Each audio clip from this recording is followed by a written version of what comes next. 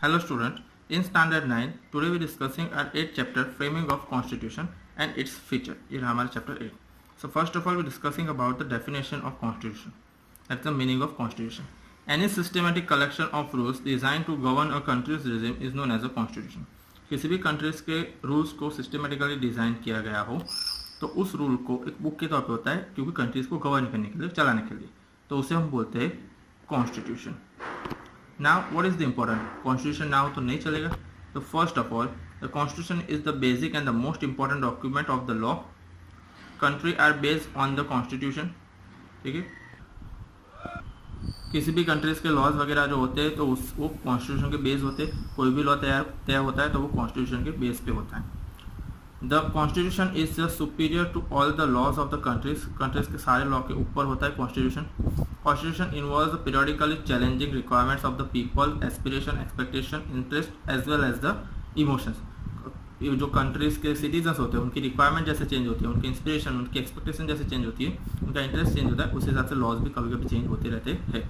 So that is the reason to constitution known as the live and the basic document. इसी वजह से constitution को live document कहा जाता है, बेसिक डॉक्यूमेंट कहा जाता है. आप देख सकते हैं अभी जूम करके थोड़ा.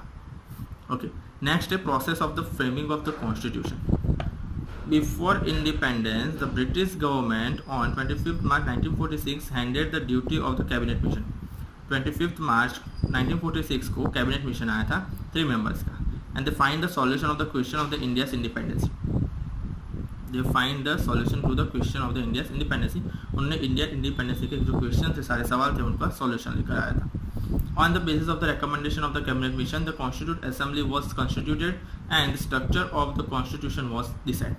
कॉन्स्टिट्यूट असेंबली बनाई गई और पूरा स्ट्रक्चर दिया गया कैबिनेट मिशन है, उस बेस से हमारा कॉन्स्टिट्यूशन बनना तय हुआ. आगे देखते हैं कैसे बना. The constituent assembly comprised 35 members in which the various members from the different religious, caste, gender and people from the various geographical diversification. आप देख सकते हैं अलग अलग जियोग्राफिकल मतलब अलग अलग स्टेट से, अलग अलग कास्ट से, अलग अलग लोग थे, जेंट्स लेडीज सब थे. ठीक है, male female.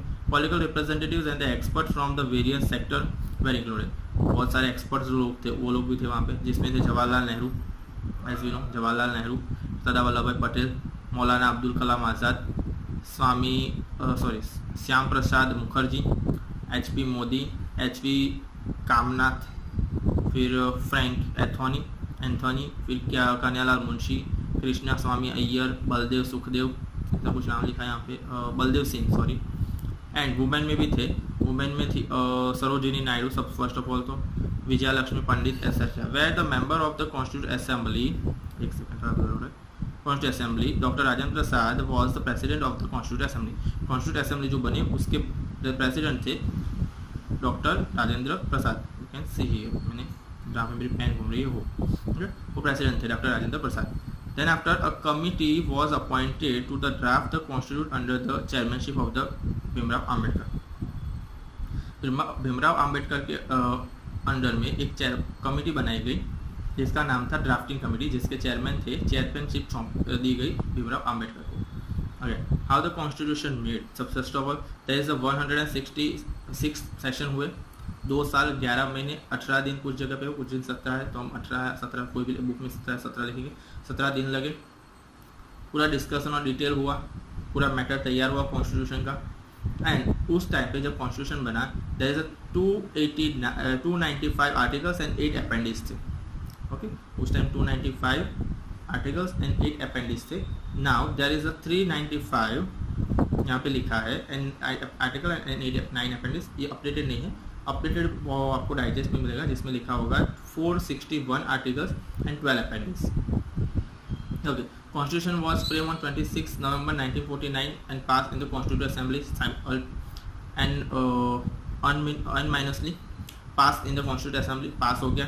Okay, then the 26 January 1950 constitution of India came to exist and the India was declared the republic nation. इसलिए से हम 26 जनवरी को रिपब्लिक डे मनाते हैं. After the every year 26 January was celebrated as a republic day as we no.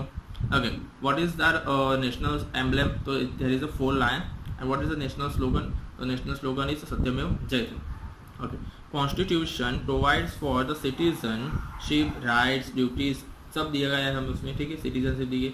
And the directive principle of the state policy से directive principles भी दिए गए हैं। यूनियन स्टेट रिलेशन, स्टेट और यूनियन सेंट्रल और state government के relation बताया है। इलेक्शन कैसे होगा, इमरजेंसी प्रोविजंस क्या है, वो सारे प्रोविजंस वगैरह सब कॉन्स्टिट्यूशन में हैं। तो ये था हमारा चैप्टर का first part, framing of constitution ना। उसके बाद हम देखेंगे आगे के पार्ट जिसमें होगा प्रीएम्बल, उसके बाद और भी होगा, ठीक है। यहाँ तक हम रखते हैं।